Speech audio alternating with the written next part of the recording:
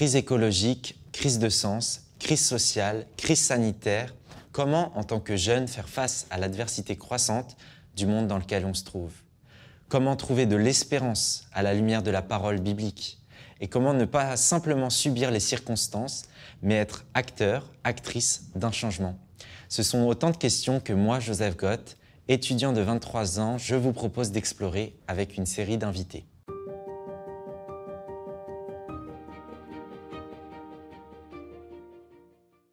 Salut Narendra. Salut Joseph.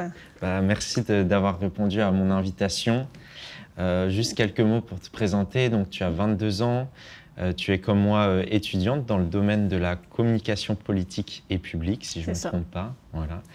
Et puis, tu réalises aussi ton alternance dans un groupe politique à l'Assemblée nationale. Exactement. En tant que collaboratrice. Oui. Peut-être quelque chose sur lequel je souhaitais t'interroger tout d'abord, toi qui côtoies à la fois le milieu politique et puis le milieu des étudiants. On a vu un peu, surtout début janvier, on a assisté sur les réseaux sociaux à la montée et la diffusion d'un hashtag étudiant fantôme qui rassemblait les témoignages de jeunes qui partageaient en fait leur refus d'être ce qu'ils ont appelé une génération sacrifiée. On sait que c'est un hashtag qui a mis un peu en lumière la souffrance à la fois psychologique et économique qu'on peut observer suite à la pandémie dans le milieu étudiant notamment. Voilà, peut-être toi, quelques mots sur comment tu as vécu ces différentes vagues de confinement, reconfinement. Et puis voilà, j'imagine dans des choses concrètes, peut-être tu n'as pas pu rencontrer au début de ton alternance ton environnement de travail, tes collègues. C'est vrai que cette détresse étudiante, elle est terrible parce que la jeunesse, elle doit vivre, elle doit sortir. Et c'est un peu comme si on avait un peu éteint leur lumière. Et pour ma part, le premier confinement a été très compliqué pour plusieurs raisons, mais la première, c'est l'enfermement. C'est difficile de se dire qu'on va rester enfermé pendant 2 mois et surtout qu'au départ, il n'y avait pas de durée déterminée. Et ce moment-là a été très compliqué. Et donc, et c'est pour ça qu'aujourd'hui, je ressens cette détresse étudiante qu'il y a actuellement. Et c'est vrai que j'ai démarré donc, mon alternance donc à l'Assemblée nationale. Donc déjà, dans un premier temps, j'ai eu le Covid le premier jour. Donc j'ai été arrêtée pendant 3 semaines. Et donc, c'est vrai que ça a été compliqué, mais j'ai la chance d'avoir une équipe qui est bienveillante, une équipe qui m'accompagne. Et donc, j'ai pu poursuivre en télétravail, mais c'est vrai que c'est toujours dur de ne pas avoir de contact social. Je pense que le contact social, il est essentiel à la vie qu'on doit avoir, que ce soit avec des amis, les proches, la famille.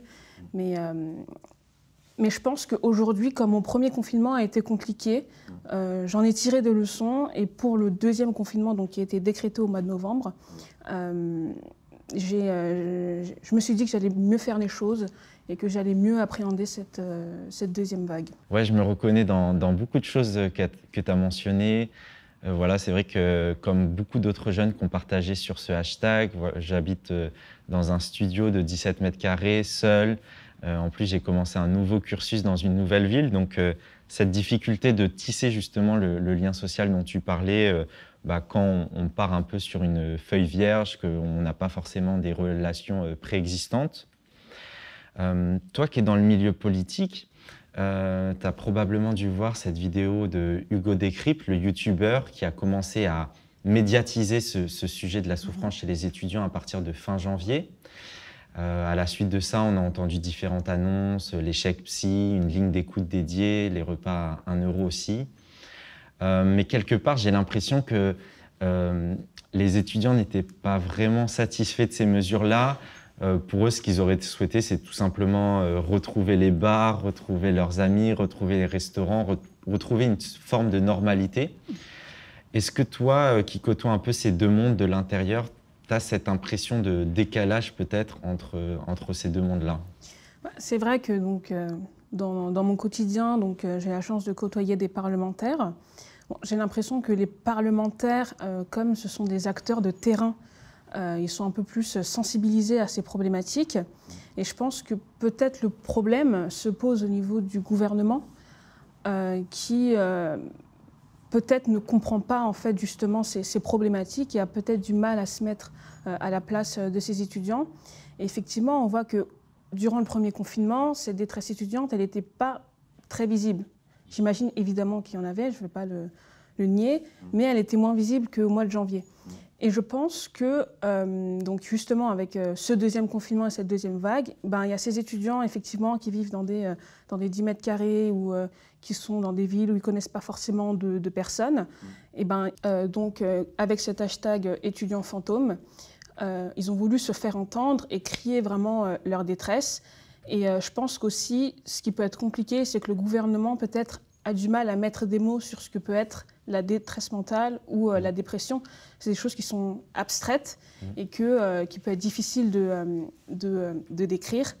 Et je pense que la déconnexion peut se faire à ce niveau-là, mais peut-être aussi parce que le gouvernement n'a pas regardé à ses étudiants. On sait qu'il y a eu beaucoup d'aides qui ont été données aux entreprises, aux restaurants, aux petits commerces, et qu'il a peut-être un petit peu oublié ses étudiants en détresse, mais c'est vrai qu'elle est vraiment terrible et j'espère qu'il y a des mesures qui vont être prises rapidement, en plus des mesures qui ont déjà été prises, évidemment. Ouais, c'est vrai que ces mesures, elles arrivent très tard, presque 1 an après le début de la pandémie. Et il y a peut-être cette sensation qu'on nous laisse que les miettes, pour reprendre une image que j'ai utilisée. Tu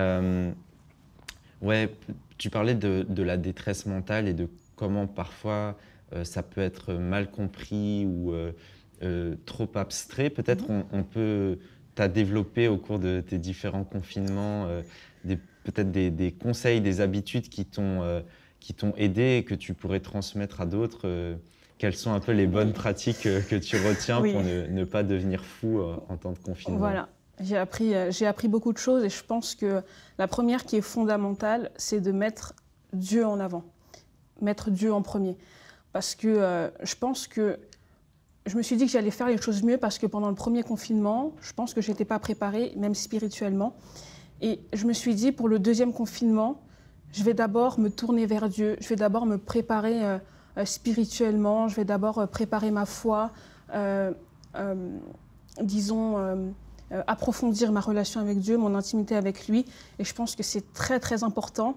Comme ça, quand vient l'épreuve, quand viennent les difficultés, quand viennent les soucis, par exemple, de petites déprimes, on peut tout de suite se tourner vers Dieu, prendre quelques versets, les méditer. Et je pense que ça peut donner... c'est vraiment un conseil que je donne.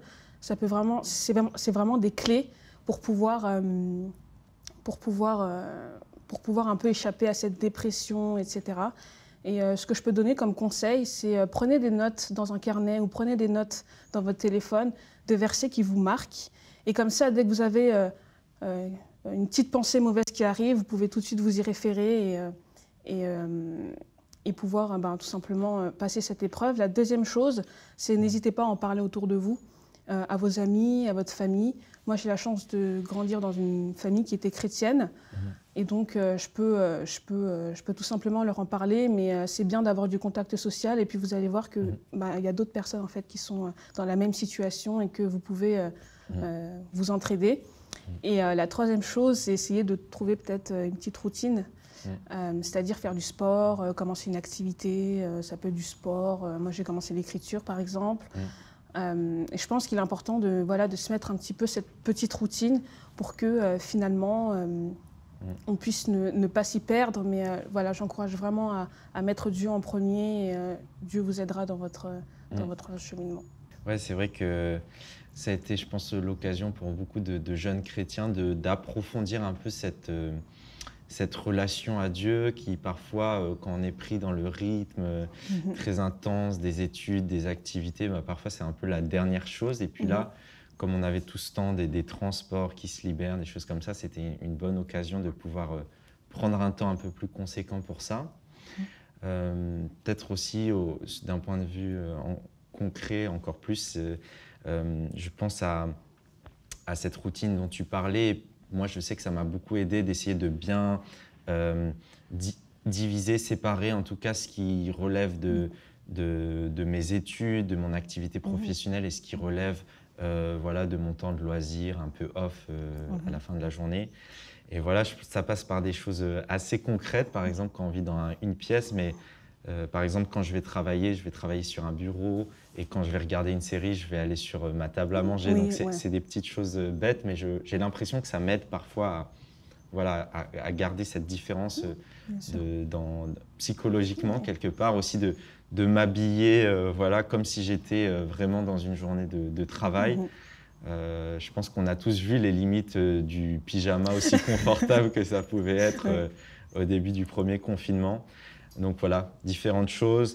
Et puis peut-être aussi cette importance de faire un temps de coupure à la fin de la Bien journée. sûr.